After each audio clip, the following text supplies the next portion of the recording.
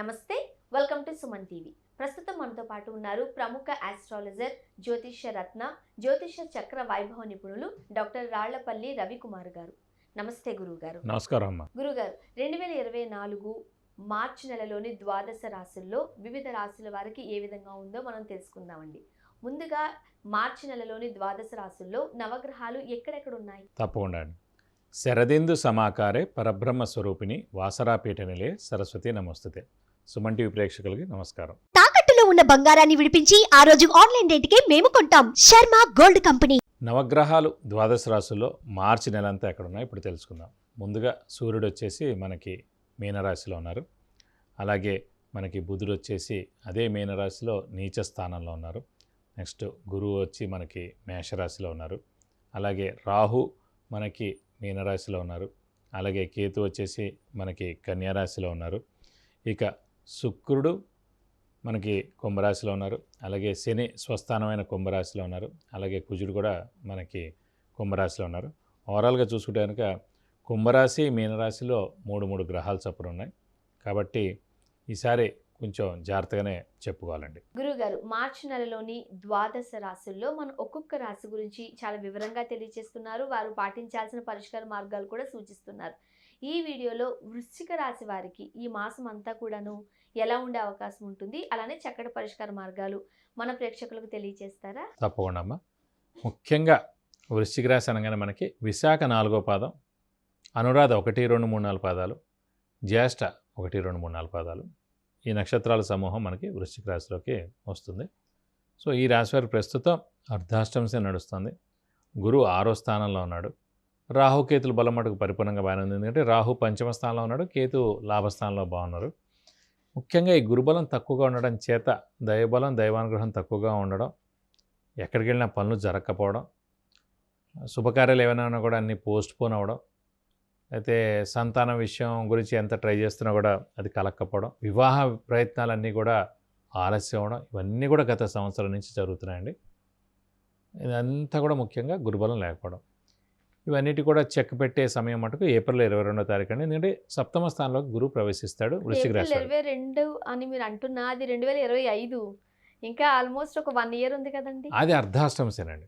గురుబలం గురించి చెప్తున్నాను. గురుబలం అనేది ఏప్రిల్ 22వ తారీఖుకి మారుతాడు. ఒక నెల. అందుకే ఇంకొక నెల ఓపి పడితే ఈ అర్ధాష్టంశన ఎఫెక్టు, ఈ గురుబలం లేని ఎఫెక్ట్ రెండు కూడా కనీసం ఒకటైనా బయటపడినట్టు. కనీసం గురువు బాగా అంటే మిగతా అన్నీ బాగున్నట్టు.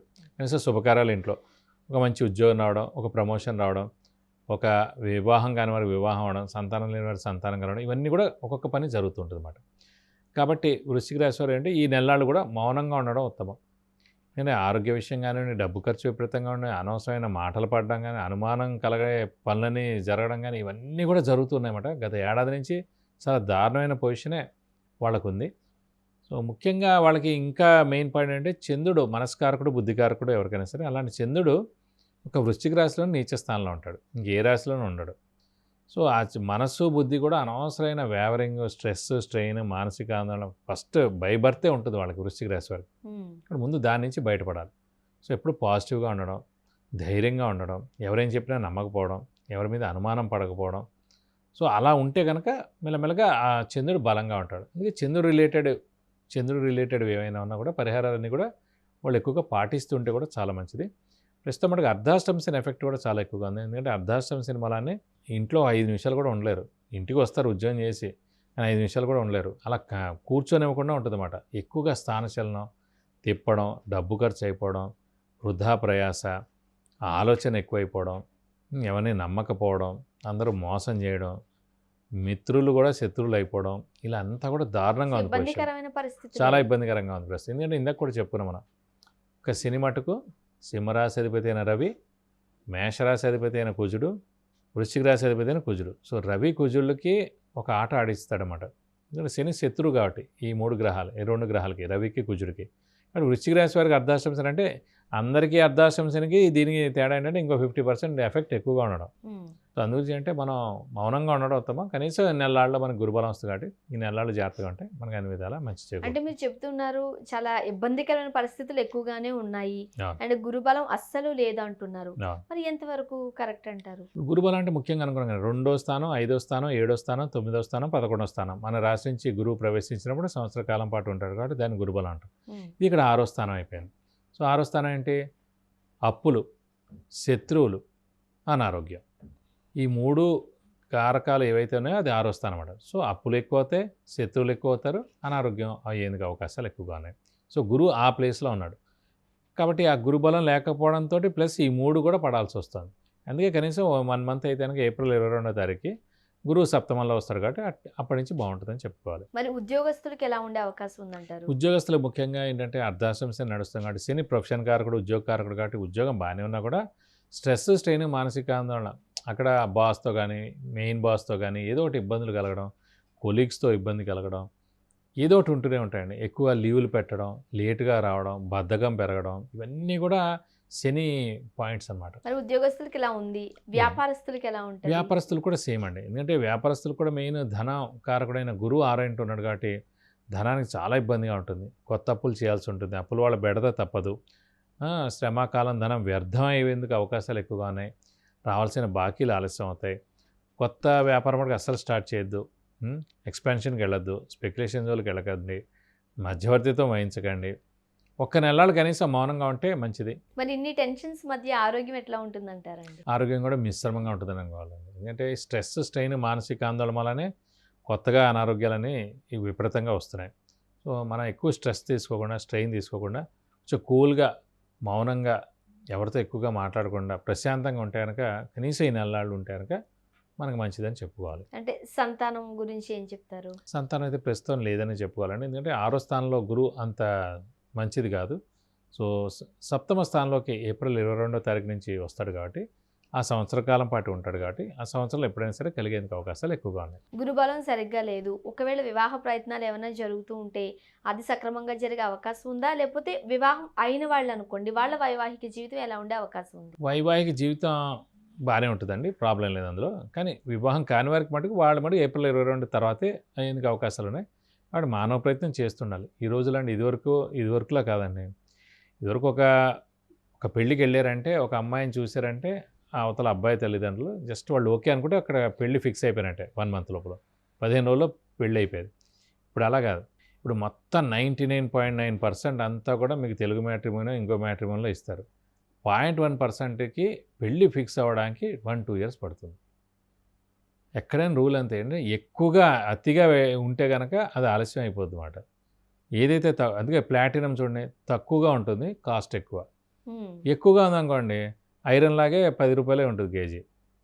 తక్కువ ఉన్నది ఏంటంటే ప్లాటినం వర్త్ అనమాట. సో అలా ఏంటంటే ఇన్ని ఎక్కువగా ఉండేప్పటికీ ఇంకేమైనా ఉంటుంది, ఇంకా పెద్ద చదువు ఉందా, ఇంకా పెద్ద ఉద్యోగం ఉందా, ఇంకా మనకన్నా శాలరీ ఎక్కువ ఉందా, ఇంకా అందమైన వాడు ఉన్నాడా, ఇంకా ప్రాపర్టీ వాడు ఉన్నాడా, ఇంకా ఏ అనారోగ్యం లేకుండా ఉన్నాడా, ఇంకా ఇంకా ఇంకా అనేది ఉంటుంది అన్నమాట. మన ఎక్స్పెక్టేషన్స్ పెరిగిపోతుంది. సో అందుకే వయసు ఏమైంది, 30 ఏళ్ళు అయింది. పిల్లల వయసు పుట్టేటప్పటికి 35 అయింది. ఖచ్చితంగా వాళ్ళ పిల్లల పెళ్ళి అయ్యే లోపల తల్లో తండ్రో ఉండకుండా ఉన్న పొజిషన్ 90% అయిపోయి ఇప్పుడు చూడండి, తల్లో తండ్రో లేకుండా పిల్లల పెళ్ళిళ్ళు అవుతున్నాయి. అది పరిస్థితి. మరి ఇదివరకు మనవాడు ముని మనవాడిది కూడా పెళ్ళి చూసే ఉండేవారు వాళ్ళు. సో మీ వయసు ఏంటంటే 20-25 కల్లా అమ్మాయి పెళ్ళి అయిపోవాలండి. 28-29 లోపల అబ్బాయి పెళ్ళి అయిపోవాలి. ఇంకా లేట్ అయిపోద్ది. ఇప్పుడు చూడండి, ఎవరు సంతానం మామూలుగా కలిగేది, ఇప్పుడు సంతానం అయింది, మీరు ఆ ఫెర్టిలిటీ సెంటర్స్ చుట్టూ తిరగడం సరిపోతుంది. పెళ్ళైన ప్రతి 10 మందిలో మినిమం 3-4 సంతానం ఉండట్లేదు. పెళ్ళైన తర్వాత వాళ్ళు ఎన్నో లక్షలు ఖర్చు పెట్టాల్సి వస్తుంది. సో అందుకని చాలా ఇవన్నీ ఇబ్బందులు కూడా ఏంటంటే కొంచెం టైం బట్టి చేసుకోవాలి, వయసు బట్టి, వయసు మీరకూడదు, అలాగే కొంచెం మ్యాచ్ మేకింగ్ పర్ఫెక్ట్గా జరగాలి. అన్నీ కూడా జరిగితే మంచిదని. మరి వీళ్ళు పాటించాల్సిన పరిష్కార మార్గాలు ఏం చెప్తారండి? ముఖ్యంగా వీళ్ళ వృశ్చిక రాశి వారికి అంటే పంచమ స్థానాధిపతి మనకి గురువు అయ్యాడు కాబట్టి మీన రాశి అధిపతి. వీళ్ళు కూడా దత్తాత్రేయ స్వామిని ఎక్కువగా ఆరాధిస్తే చాలా మంచిదండి. అలాగే వీరి మటుకు ముఖ్యంగా వృశ్చిక రాశి వారు చంద్రుడు మనస్కారకుడు, బుద్ధికారకుడై చంద్రుడు నీచలో ఉన్నాడు కాబట్టి ఖచ్చితంగా ముత్యం 3 క్యారెట్స్ గోల్డ్లో రైట్ హ్యాండ్ రింగ్ ఫింగర్కి ఫస్ట్ టైం అభిషేకం అర్చన చేయించి ఖచ్చితంగా సోమవారం రోజున పెట్టుకోవాలి, పర్మనెంట్గా చేతికి ఉండాలి. ఎవరైనా చనిపోయినప్పుడు ఆ ప్లేస్కి వెళ్ళినప్పుడు మటుకు ఆ స్టోన్ ఉండకూడదని చేతికి, తర్వాత మళ్ళీ వచ్చి పెట్టుకోవచ్చు. కాబట్టి వీళ్ళు ప్రతి సోమవారం కూడా ఉపవాసం ఉంటే చాలా మంచిది. ఇవి 2 మటుకు వృశ్చిక రాశి వారు ఖచ్చితంగా లైఫ్ లాంగ్ పాటించాల్సిన పరిహారాలు. గురువుగారు, మార్చి నెలలోని ద్వాదశ రాశుల్లో వృశ్చిక రాశి వారికి ఏ విధంగా ఉండే అవకాశం ఉంది, అలానే చక్కటి పరిష్కార మార్గాలు సూచించారు. ధన్యవాదాలు. నమస్కారం. సుమన్ టీవీ ప్రేక్షకులకు విద్య గురించి కానీ, ఉద్యోగానికి సంబంధించి కానీ, వివాహానికి సంబంధించి కానీ, కుటుంబ సమస్యలకు సంబంధించి కానీ, వ్యాపారానికి సంబంధించి కానీ, ఇతరత్ర ఎటువంటి సమస్యలు ఉన్నప్పటికీ మీకు కింద స్క్రోల్ అయిన నంబర్కి కాల్ చేయవచ్చు, లేదా వాట్సాప్ కూడా చేసి గురువుగారు అపాయింట్మెంట్ తీసుకుని గురువుగారితో మీరు నేరుగా మాట్లాడి చక్కటి పరిష్కార మార్గాలు పొందగలరు. ధన్యవాదాలు.